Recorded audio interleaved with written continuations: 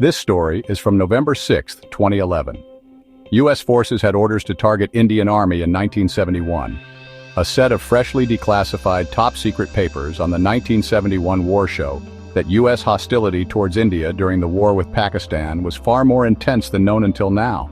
The documents reveal that Indira Gandhi went ahead with her plan to liberate Bangladesh, despite inputs that the Nixon administration had kept 3 battalions of Marines on standby to deter India, and that the American aircraft carrier USS Enterprise had orders to target Indian Army facilities. The bold leadership that the former PM showed during the 1971 war is well known. But the declassified documents further burnish the portrait of her courageous defiance. The documents show how Americans held back communication regarding Pakistan's desire to surrender in Dhaka by almost a day, that the American establishment had mobilized their 7th Fleet to the Bay of Bengal, ostensibly to evacuate U.S. nationals, is public knowledge.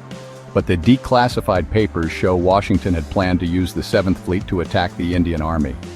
They also show that Nixon administration kept arming Pakistan despite having imposed an embargo on providing both Islamabad and New Delhi military hardware and support.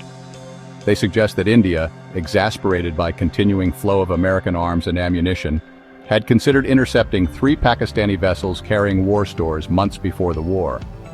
The plan was dropped against the backdrop of the Indian Foreign Ministry's assessment that the interception could trigger hostilities. The pro-Pak bias of the then U.S. President Richard Nixon and his Secretary of State Henry Kissinger is vividly brought out by their decision to keep 3 battalions of Marines on standby, a decision which has so far not found mention in any record of the 1971 war.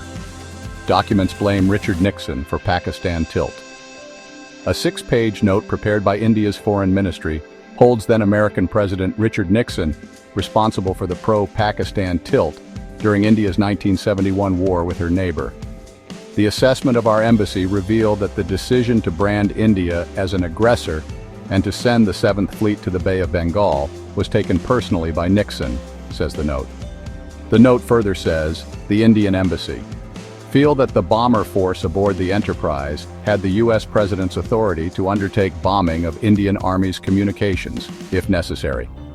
As early as June 1971, New Delhi weighed the possibility of intercepting 3 Pakistani ships loaded with U.S. weapons.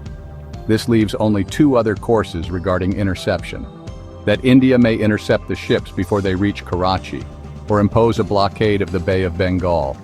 Either of these might involve the use of force and would be treated as acts of war, wrote the director, Legal and Treaties, of MEA. On December 14th, Gen. A.K. Niazi, Pakistan's military commander for erstwhile East Pakistan, told the American Consul General in Dhaka that he was willing to surrender. The message was relayed to Washington, but it took the U.S. 19 hours to relay it to New Delhi. Files suggest senior Indian diplomats suspected the delay was because Washington was possibly contemplating military action against India. Thanks for watching, and please like, share and subscribe for more content.